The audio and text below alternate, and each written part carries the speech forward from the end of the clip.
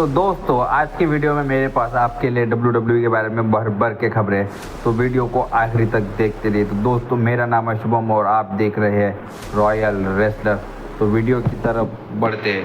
तो वीडियो में आज क्या क्या होगा तो उसकी मैं आपको शॉर्टकट में हाईलाइट बताने जा रहा हूँ। तो क्या रोमन रेंस का बेबी फेस टर्न होने वाला है, तो उसी से शुरुआत करते हैं। तो सबसे पहली खबर आती है हमारे पास कि क्या रोमन रेंस का रिटर्न होने वाला है as a baby face superstar. तो आप कहेंगे ये कैसे पॉसिबल है, तो क्यों पॉसिबल नहीं। जब सोलो सिकोआ ने जिमी ऊसो पर अटैक किया उसके बाद हमारे पास एक ट्वीट आता है, हमारे पास यानी सोशल मीडिया पे एक ट्वीट आता है किसके तरफ से, तो जिमी ऊसो के फादर यानी ऊसोस के फादर कौन है, वो रिकेशी की तरफ से ये कहना है, वो एक पॉडकास्ट पे गए तो उनका ये कहना है कि काश रोमन रेंस अब बेबी फेस के तौर पे रिटर्न करे और फिर हमें मैच देखने के लिए मिले। कौन सा मैच? वॉर गेम्स का मैच, रॉक, सोलो सिकोआ और को the Tama Tonga versus Roman Reigns और ऊसोस, इनके तरफ से और एक एक पार्टनर होगा। तो वो पार्टनर कौन होगा अभी फ़िलहाल ये पता नहीं, लेकिन सबसे मेन बात तो रोमन रेंस के ऊपर अटैक कब होगा, तो कौन करेगा? टामा टूंगा करेंगे, सोलो सिकोआ करेंगे, क्योंकि अब ये देखने से लग रहा है कि सोलो सिकोआ फॉलो कर रहे हैं रॉक के ऑर्डर, क्योंकि रॉक ही एक लौटे से सुपरस्टार थे जिन्होंने रेसलमेनिया में हराया नहीं गया, बाकी सारे ब्लड लाइन के मेंबर को हराया गया। तो दूसरी खबर हमारे पास ये आती है कि LA नाइट ने AJ स्टाइल्स को वार्निंग जारी कर दी है। तो LA नाइट का ये कहना है कि नेक्स्ट वीक तेरा और मेरा मैच है नंबर 1 कंटेंडर के लिए। जैसे मैंने तुझे रेसलमेनिया में हराया वैसे मैं तुझे यहाँ भी हराऊँगा, यानी नंबर 1 कंटेंडर मैच में हराऊँगा और नंबर 1 कंटेंडर बन के कोडी रोड्स को हराऊँगा। लेकिन मेरे हिसाब से ये पॉसिबल नहीं है, क्योंकि कोडी रोड्स एक फेस सुपरस्टार है और LA नाइट भी एक फेस सुपरस्टार है, तो ये हम देख सकते हैं। तो हमारे पास अगली खबर आ रही है कि रोमन रेंस के गैर मौजूदगी में WWE अपने प्रोडक्ट को इंटरेस्टिंग कैसे बना सकती है, क्योंकि जब से रोमन रेंस के हाथ से चैंपियनशिप गई है तो WWE के हाथ में एक सबसे बड़ा टास्क ये है कि उनके गैर मौजूदगी में प्रोडक्ट को इंटरेस्टिंग कैसे बनाया जाए। तो इसके लिए सबसे पहले WWE ये कर सकती है कि शॉर्ट टाइटल रेंज दे सकती है कई सुपरस्टार को। जैसे हमने देखा रोमन रेंस का टाइटल रेन हुआ 1316 दिन का, उसके बाद गुंथर का टाइटल रेन एंड हुआ कितने 666 दिन का, उसके बाद सेथ रॉलिंस का टाइटल रेन एंड हुआ 300 कितने तो भी दिन का। तो ये अब हमें ये देखने के लिए मिल सकता है नए सुपरस्टार एकदम शॉर्ट टाइटल रेन करे और फिर उसके बाद नए चैंपियन दिखे, क्योंकि नए चैंपियन कंपनी में अगर आए तो उसके बाद कंपनी के लिए लोगों का उत्साह बढ़ता है।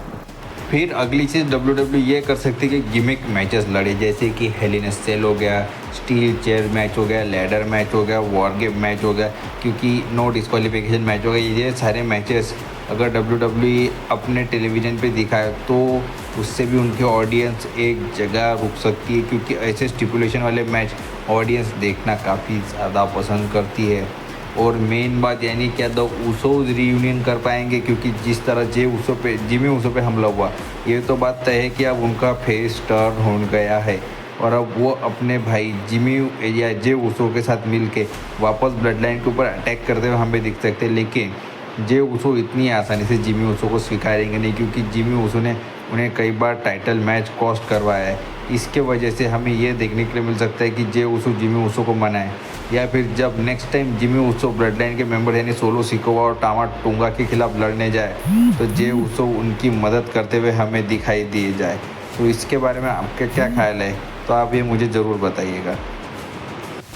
तो अब हमारी नेक्स्ट खबर है former and WWE superstar Big E के बारे में। फॉर्मल वर्ल्ड चैंपियन कहने जा रहा था मैं, तो बिग ई के बारे में एक अपडेट सामने आई है। तो कई लोग मुझसे पूछते हैं कि बिग ई का WWE में रिटर्न कब होगा, तो इसके ऊपर बिग ई ने खुद ही जवाब दिया है।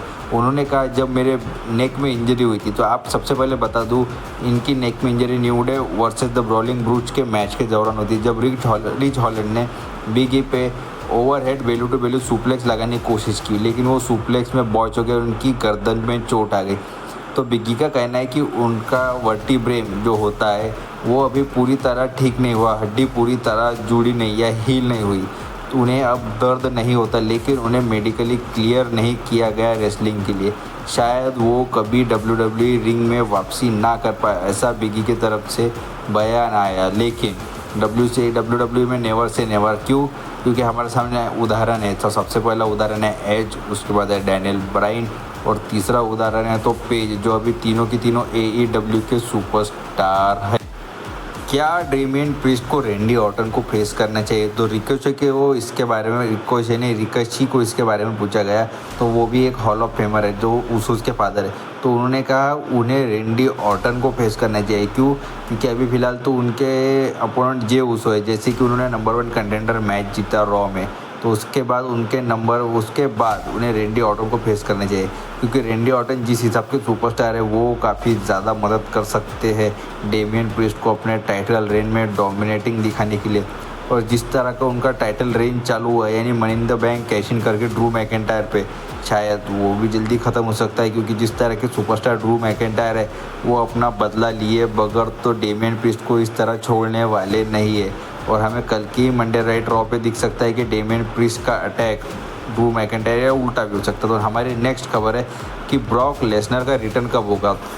तो उसके बारे में तो WWE ने कोई पॉसिबल अभी डेट सामने नहीं दी, लेकिन ये जल्दी ही हो सकता है। यहाँ नेक्स्ट बिग इवेंट हम देख सकते हैं समर स्लैम।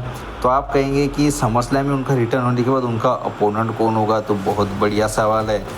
तो उनका अपोनेंट पॉसिबली हो सकता है गुंथर, क्योंकि जिस तरह अभी उनकी कंट्रोवर्सी हुई थी WWE में, तो उससे पहले उनका रिटर्न रॉयल रंबल में होने वाला था, लेकिन वो WWE ने पोस्टपोन कर दिया और उनका मैच ही होने वाला था गुंथर के खिलाफ for the inter continental champion. वही गुंथर का रेन तोड़ते थे, लेकिन पॉसिबली हो नहीं सका।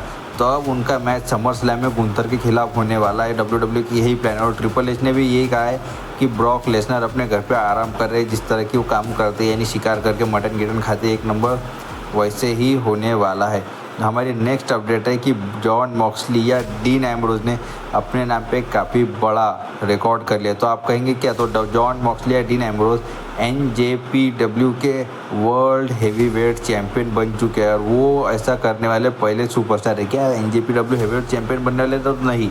तो WWE, AEW और IGPW या NJPW हम कह सकते हैं, तो वो ऐसे तीनों कंपनी में वर्ल्ड चैम्पियनशिप होल्ड करने वाले इकलौते सुपरस्टार बन चुके हैं। इसके बारे में अभी तक यानी उनके जैसा कोई सुपरस्टार अभी तक रेसलिंग में नहीं हुआ जो अभी तक ये तीनों कंपनी में चैंपियनशिप होल्ड किया है। और अब हमारी फाइनल खबर है कि कल के पॉसिबल मंडे नाइट रॉ पे क्या हो सकता है। तो सबसे पहली चीज़ WWE ने जो अनाउंस किया उसी के बारे में बात करते हैं। तो अंद्रादे वर्सेस डोमिनिक मिस्टीरियो का हमें मैच दिखने वाला है और इस मैच में पॉसिबली हमें Dominik Mysterio with the help of Judgment Day जीतते हुए दिखाई देंगे। तो क्यों? तो अंद्रादे ने डोमिनिक को धोखा देके उनके पिताजी यानी रे मिस्टीरियो की मदद की मैच जीतने के लिए, उन्होंने उनके रेसलमेनिया के पार्टनर भी बन गए। दूसरी चीज़, ड्रू मैकेंटायर अपना गुस्सा ड्रू मैकेंटायर का गुस्सा फूटते हुए दिख सकता है डेमियन प्रीस्ट पे और वो काफ़ी बुरी तरह अटैक करते हुए दिख सकते हैं हमें डेमियन प्रीस्ट के ऊपर और अपना बदला लेने की कोशिश कर सकते हैं। या फिर वो CM पंक के पीछे भी जा सकते हैं और उन्हें चैलेंज कर सकते हैं फॉर द रेसलमेनिया बैकलैश या फिर बैकलैश के मैच के लिए। तो कल के मंडे नाइट रॉ पे क्या होने वाला है? और सबसे मेन बात, WWE ने काफ़ी बड़े सुपरस्टार का रिटर्न अनाउंस किया। तो वो सुपरस्टार और कोई नहीं, शेमस होने वाला है। शेमस शोल्डर इंजरी के चलते हुए WWE से बाहर थे। जब से उन्होंने एज के खिलाफ उनका रिटायरमेंट मैच लड़ा था उसके बाद से शेमस WWE से बाहर थे और उनका कल मंडे नाइट रॉ पे रिटर्न होने वाला है। और जिस तरह से उनका रिटर्न अनाउंस किया गया ये पॉसिबल हो सकता है कि उन्हें काफ़ी ज़्यादा स्ट्रॉन्ग बुक किया जाए और उनके लिए काफ़ी ज़्यादा बड़े प्लान्स हो WWE के पास हो क्योंकि वो हमेशा आखिरी में जाके शेमस का कचरे कर देते। तो दोस्तों आपको वीडियो पसंद आएंगे तो लाइक कीजिए, शेयर कीजिए, सब्सक्राइब कीजिए।